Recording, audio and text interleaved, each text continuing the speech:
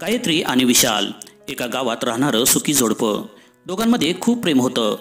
पण गायत्रीला नेहमी विशालचा उशिरा घरी येण्याचा त्रास होत असे. विशाल सतत कामात व्यस्त असायचा आणि त्यामुळे गायत्री नाराज होत असे. एके दिवशी गायत्रीने ठरवले की विशालचा मागोवा घ्यावा. ती त्याच्या मागे गुपचूप बाहेर पडली. विशाल एका कॅफेमध्ये गेला आणि तिथे एका अनोळखी मुलीला भेटला. गायत्रीचे मन अशांत झाले. तिला विशालवर संशय आला. तिने घर गाठलं आणि त्याच्याशी तडकाफडकी बोलण्याचं ठरवलं.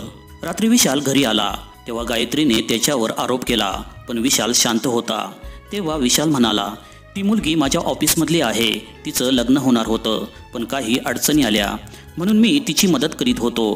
पण तरीही गायत्रीला विश्वास पटत नव्हता. म्हणून विशालने तिला सर्व गोष्टी स्पष्ट करून दाखवल्या. खरं काय होतं तर विशाल तिच्यासाठी एक सरप्राईज प्लॅन करीत होता, त्यांच्या लग्नाच्या वाढदिवसासाठी. जेव्हा गायत्रीला हे कळालं तेव्हा तिला स्वतःची लाज वाटली आणि विशालची माफी मागितली. तेव्हा विशाल प्रेमाने तिच्या हातात गिफ्ट देत म्हणाला, विश्वास हा आपल्या नात्याचा खरा आधार आहे.